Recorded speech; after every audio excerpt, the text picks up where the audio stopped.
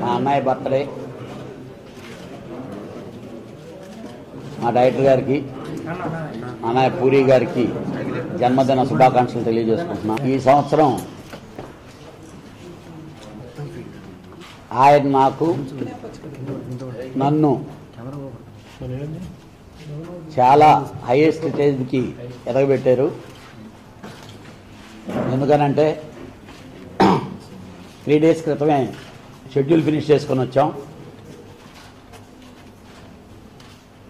ఇంకొక 5 days work balance ఉంది. ఈ సినిమాతో ఇంతకుముందు ఆయన హిస్టరీ పోకిరి దాన్ని మించి ఉంటుంది.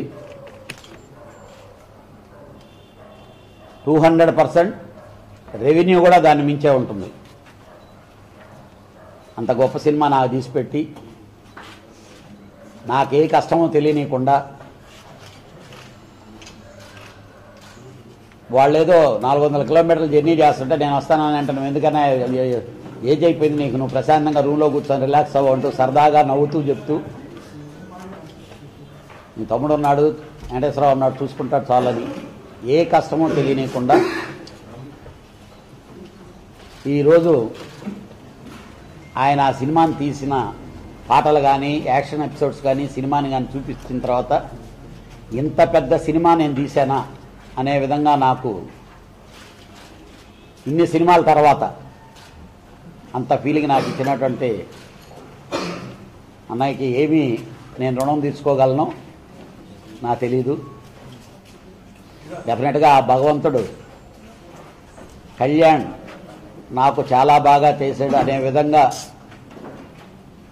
నాకు ఆ పరిస్థితి ఏర్పరిస్తే ఆ ఏర్పరచాలని ఆ భగవంతుడు కోరుకుంటున్నా. జెన్యూన్గా 4 months బ్యాక్ జ్యోతిలక్ష్మి సినిమా తీసాం. ఇదే ఇక్కడ కలుసుకున్నాం. మాకు చాలా గొప్ప పేరు వచ్చింది. అలాగే ఆయన బర్త్డే కానుకగా ఎల్లుండి టెలికాస్ట్ అవుతుంది సండే రోజు.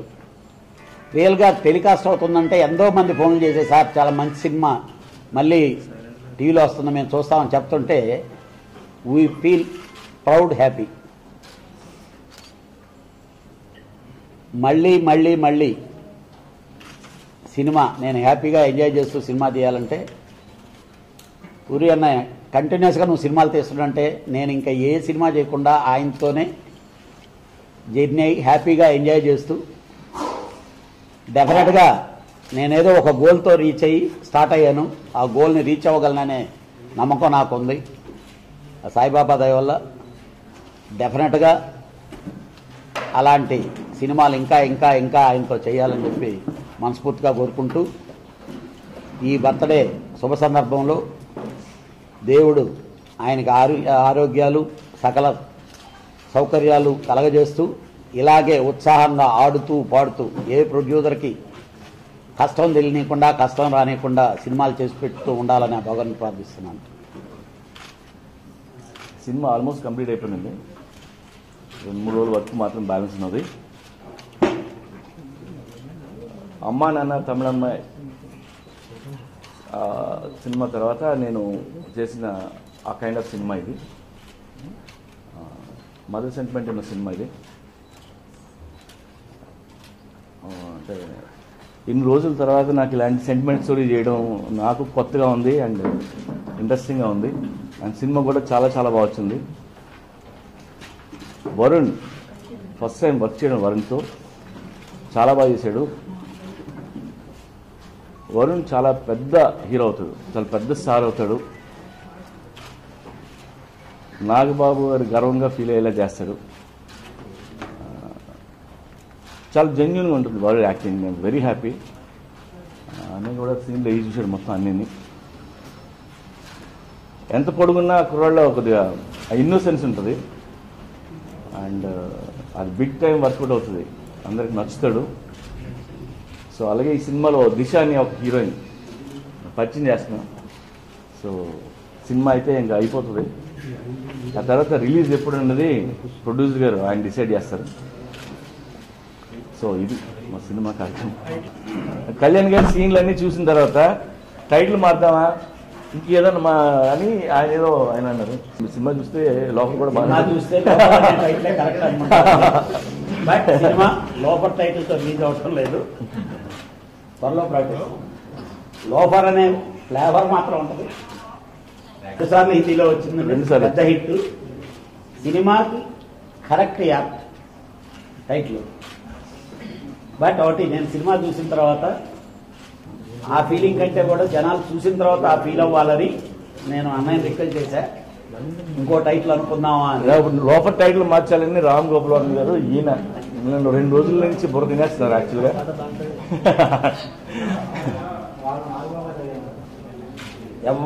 అందరూ ఎనానిమస్ గా ఓకే ప్రొసీడ్ అయిందండి. సినిమా అవుట్కమ్ వచ్చిన తర్వాత మాత్రం మనస్ఫూర్తిగా వేరేది పెట్టాలనుకున్నాం. డెఫినెట్ గా అది కూడా మీరందరూ చాలా బాగా యాక్సెప్ట్ చేసి చాలా బాగా పెట్టారని అంటారు. నెక్స్ట్ ప్రెస్ మీట్ లో డెఫినెట్ గా టైటిల్ మనం అనంటారు. ఆయన రామ్ గోపాల్ వర్మ గారు ఇందులో సీన్లు ఏవి చూసి నాకు అమ్మ సెంటిమెంట్, చెల్లి సెంటిమెంట్, మామయ్య పెదనాన్న అంటే నాకు అసహ్యం, అలాంటి సినిమా చేయను. కానీ ఈ సినిమాలో సీన్లు ఏవి చూసినాక నాకు చాలా ఎమోషనల్ ఫీల్ అయ్యాను. నువ్వు ఎడిటింగ్ రూమ్ నుంచి బయటకు వెళ్ళాను మొన్న పంపించి, అమ్మ మీద నాకు ఒక ప్రోమో కట్ చేశారు 30 seconds. సో అది నేను చాలా పెద్ద కాంప్లిమెంట్గా ఫీల్ అవుతున్నాను. రామ్ గోపాల్ వర్మ గారు అమ్మ మీద కట్ చేశారు. రావు గౌడ్ గారి మనవడితో ఇంకొక సినిమా ఉంది, ఇదేమో పత్కురాడు, ఇషాన్ అక్కడ పేరు. అది నవంబర్లో స్టార్ట్ అవుతుంది. అది తెలుగు, కన్నడ 2 భాషల్లో రిలీజ్ అవుతుంది. అది ఇంకా టైటిల్ ఇస్తుంది. అవును, మహేష్ బాబు స్క్రిప్ట్ రెడీ అవుతుంది. అలాగే అల్లు అర్జున్ గారితో ఒక స్క్రిప్ట్ రెడీ అవుతుంది. చిరంజీవి గారికి కథ చెప్పాను, ఆయనకి నచ్చలేదు. సో మళ్ళీ అది పెండింగ్ పడింది. ఆయన కథ చెప్పాను, సగం నచ్చిందని చెప్పారు. 2వ సగం చెప్పా, నేను మళ్ళీ చెప్తాను అన్నారు. 2వ సగం నచ్చలేదని నాకు చెప్పలేదు, మీడియా ముందు చెప్పారు. అది నేను చెప్తే ఏదో కరెక్షన్ చేసేవాడిని, మరి చెప్పలేదు. 15 ఏళ్ళు అయింది ఇండస్ట్రీకి వచ్చి. ప్రతిసారి ఏదో కిట్ వచ్చినప్పుడల్లా ఇండస్ట్రీ తాలూకు గ్రోత్ లేదంటే అవుట్పుట్ పెరుగుతుంటుంది. మొన్న బాహుబలి అండ్ శ్రీమంతుడు ఈ 2 సినిమాలు నిజంగా ఇండస్ట్రీకి చాలా బలం. అండ్ అవే కాదు, అవి బాగుంటాయి. మిగతా సినిమాలు బిజినెస్ బాగుంటాయి, మార్కెటింగ్ బాగుంటాయి, రెమ్యునరేషన్ మారుతాయి. సో ఇంకా పెరుగుతూనే ఉంటుంది నాకు తెలిసి. వరుణ్ తేజ సినిమాని మళ్ళీ ఎలాగా క్రాస్ చేయాలనేది మాత్రం గ్యారెంటీ ఆ ప్రశ్న ఉంటుంది. రెడీ. ఆయనకి ఇప్పుడు సెకండ్ హాఫ్లో ఏం నచ్చలేదు నాకు చెప్తే నేను కరెక్షన్స్ చేస్తా, నాకు చెప్పలేదు. 2000లో నేను వచ్చాను డైరెక్టర్ అయ్యాను. 2015 ఏళ్ళు అయింది.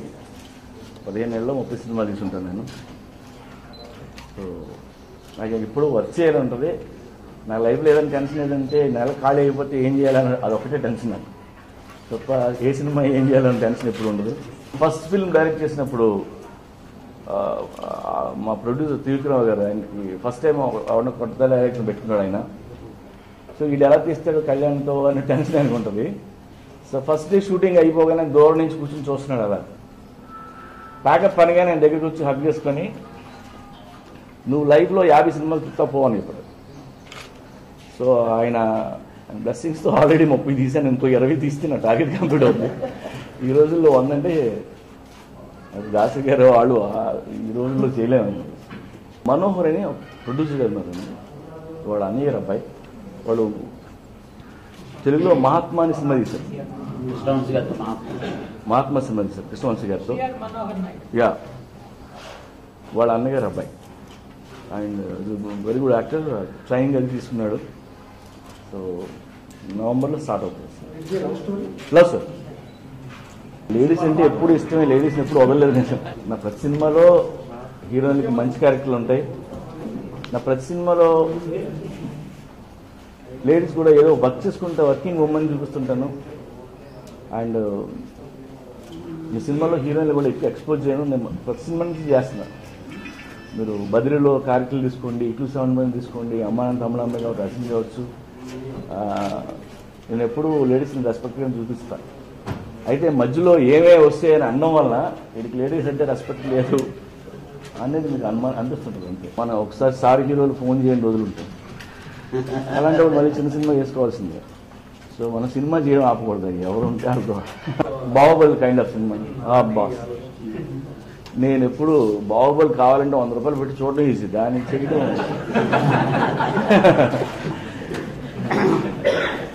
లేదు సార్. 4 ఏళ్ళలో ఒక స్క్రిప్ట్ అంటే నేను నాకే 2 నెలల తర్వాత బోర్ వచ్చేస్తుంది, అది ఏ స్క్రిప్ట్ అయినా సరే.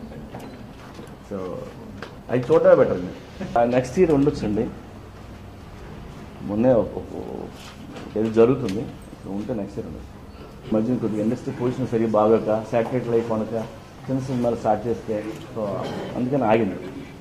నా ఒక్కడి దగ్గర కదా, మిగతా అన్ని కండిషన్స్ బాగున్నాయి. నేను ఎప్పుడు స్క్రిప్ట్ చేస్తానంటే నాకు నెక్స్ట్ 3 స్క్రిప్ట్లు నా దగ్గర రెడీ ఉంటాయి. సో ఆ ప్రాబ్లం అయితే కాదు.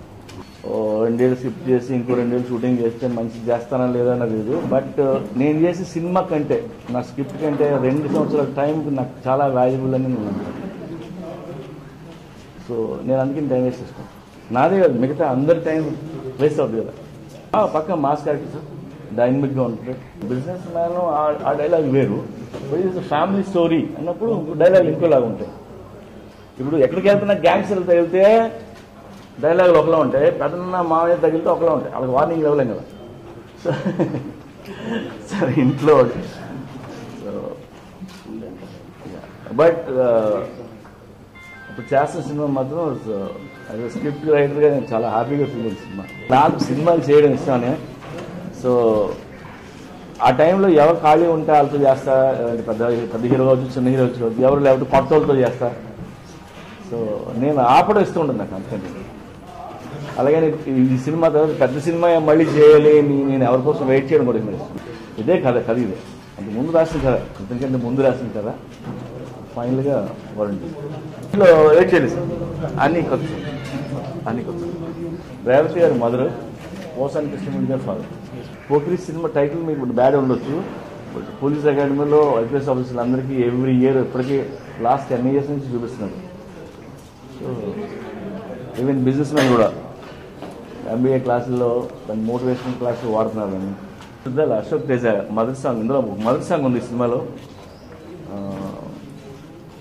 లైక్ టీఎస్ వచ్చే సాంగ్ అది కంప్లీట్ తెలంగాణలో శుద్ధాల అశోక్ తేజ్ రాశారు.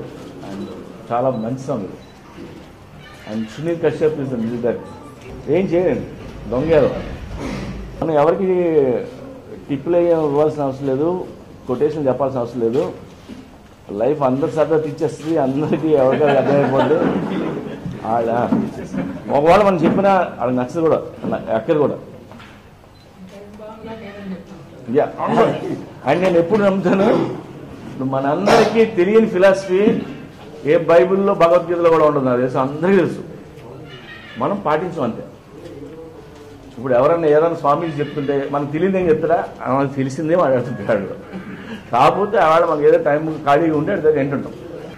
మా ఫాదర్ మదర్ నన్ను ఒక చిన్న నాటకం రాస్తే అది చూసి నాకు ఒక 25,000 ఇచ్చి సినిమా ఇండస్ట్రీకి వెళ్ళమని పంపించారు. అదే నేను అడగకుండా. సో నేను వాళ్ళిద్దరికీ నేను థ్యాంక్స్ చెప్తున్నాను ఈ టైంలో. అంటే యూజువల్గా ఏ పేరెంట్స్ ఎంకరేజ్ చేయరు కదా పిల్లలని, అలా వాళ్ళే డబ్బులు ఇచ్చి పంపించారు. సో ఆడు వచ్చిన దగ్గర నుంచి నేను హ్యాపీగా ఉన్నాను, పని చేసుకుంటున్నాను. సో అన్ని విధాలు బాగున్నాను, నా చుట్టూ ఉన్న కూడా బాగున్నాను. పోకిరి తీశాను కదా అని చెప్పి నేను మహేష్ బాబు డేట్ పెడితే అన్నీ ఇచ్చారు. టెంపర్ తీశాను కదా అని ఎన్టీఆర్ డేట్లు ఎవరు భయ కథ ఏంటని అడుగుతారు. సో నా ప్రతి సినిమాకి నా ప్రొడ్యూసర్ని హీరోని నేను ఇంప్రెస్ చేయాలి, అప్పుడే సినిమా స్టార్ట్ అవుతుంది. సో 100 సినిమాలు తీసిన ప్రాసెస్ అదే, ఏ సినిమా తీయకపోయినా ఆడికి ప్రాసెస్ అదే. సో కొత్త వాళ్ళు ఎవరు ఉంటాడు, కథలతో రావాలి, ఇంప్రెస్ చేయాలి. అమ్మాయి కాదు, రోజు ఒక్కొక్క అబ్బాయిలు ఎక్కి కూర్చుంటారు. యాక్చువల్గా మిడ్ నైట్ 1 or 2 తర్వాత కలిస్తే అసెండేటర్ అయిపోవచ్చేమో ఆశ ఉంటుంది. అలా అవ్వదు పనులు, వచ్చి ఆఫీస్కి వచ్చి కలిస్తే అవుతుంది. ఇట్లు సాంస్కృతిక స్క్రిప్ట్ ఇష్టం, అమ్మ నా తమ్ముడమ్మ ఇష్టం నాకు, అలాగే నేనింతే ఇష్టం, బిజినెస్ మ్యాన్ ఇష్టం నాకు స్క్రిప్ట్గా. అండ్ ఇప్పుడు చేస్తున్న సినిమా ఇది మళ్ళీ అమ్మ నాన్న అందరూ అడుగుతుంటారు, అమ్మ నాన్న తమ్ముడు అమ్మ లాంటి సినిమా చేయలేదని. రోజు ట్విట్టర్లో కూడా చూస్తుంటాను, మళ్ళీ అలాంటి మంచి కథ రాసింది. ఓ తప్పుల వల్ల నెక్స్ట్ అలాంటి తప్పు చేయకుండా జాగ్రత్త పడుతుంటాం. మధ్యలో ఏదైనా సక్సెస్ వస్తే ఆ ముందు నేర్పిన గుణపాఠం కూడా మర్చిపోయి మళ్ళీ తప్పులు చేస్తాం. ఒళ్ళు కోవిడ్ మళ్ళీ నేను ఎన్నోసార్లు నేను కరెక్ట్ చేసుకుందాం అనుకునే కూడా నేను కరెక్ట్ చేసుకోలేకపోతున్నాను. ముద్దిస్తావా దా కామెంట్ ఏదో చేస్తాం కానీ మూమెంట్ ఎందుకు ఇస్తాం? పోరంబో కూడా. అరే అమ్మాయిలు అలా డీల్ చేయకూడదు, వాళ్ళకుండే వాస్తు ప్రకారం డీల్ చేయాలి. ఇళ్ళకి వాస్తులు ఉంటాయి కానీ అమ్మాయిలకు వాస్తులేంట్రా? ఎందుకుండవు? ఫేసు ఈశాన్యం, మెడసొంపు ఆగ్నేయం, నడువంపు నైరుతి, వయారావులు వాయువ్యం. చెప్పు మామ్స్, చాలా ఇంట్రెస్టింగ్ గా ఉంది. ఆగ్నేయం బాగుంటే తిండి పిచ్చి, వాళ్ళ ఆయన అండ వండి పెడితే తప్ప తినదు. నైరుతి బాగున్న అమ్మాయికి నిద్ర పిచ్చి, వాళ్ళ ఆయన లేటుగా వచ్చాడనుకో కాలు వస్తాది. ఈవిడ లేటుగా ఇచ్చిందనుకో వాళ్ళ ఆయన అంటూ తోమాలి. వాయువ్యం బాగున్న అమ్మాయికి నగల పిచ్చిరా. మరి ఏది బాగుంటే మద పిచ్చి, ఏది బాగోకుంటే మద పిచ్చి.